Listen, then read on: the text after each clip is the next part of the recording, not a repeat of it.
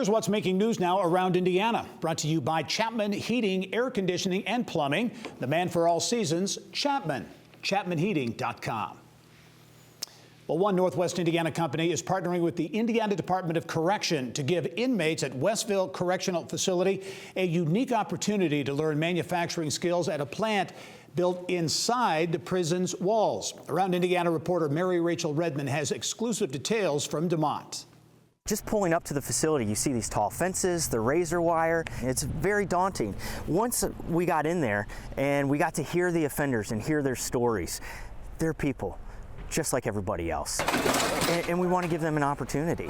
And that's precisely what DeMotte-based Gold Standard Truss is doing at Westville Correctional Facility. They gave us a tour of the facility. It was like walking into any other manufacturing facility. There was guys just working and working and working. And I talked to one of the managers and I said, how many of these guys would you hire after they got released? And he said, probably 85 to 90%.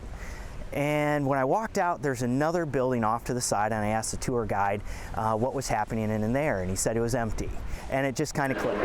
A couple days later, we made the decision to partner up with IDOC. The goal of this new joint venture partnership is to teach inmates valuable manufacturing skills that they can use once they leave prison. And at the new location inside Westville Correctional Facility, inmates will learn how to build trusses like this guy. What Gold Standard Truss is doing, they're actually bringing in a truss manufacturing company. So they're bringing in state-of-the-art equipment, making a very good investment here in the state of Indiana.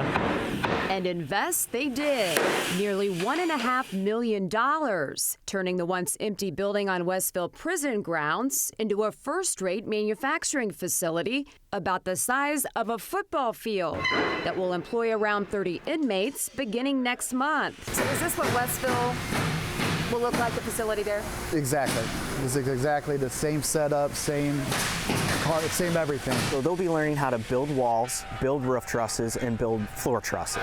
We also intend to kind of expand that training program to framing carpentry itself. So actually how to then install what they've built and how to stand them up in the field, put them all together, and build a house. When you walk into that facility at Westville, you would never know that you're actually behind the wall in a maximum security prison setting. It's got the most modern technology inside of it to build the truss components. It gives them a sense of freedom is because they have a purpose. One of the biggest challenges right now outside of the facility is finding a strong workforce that has a good work ethic. These guys are excited about the opportunity to come to work every day. The alternative is sitting in their cell. We looked at that dedication that we feel we're going to have from the workforce, and we really saw that advantage. Another advantage, increased production volume.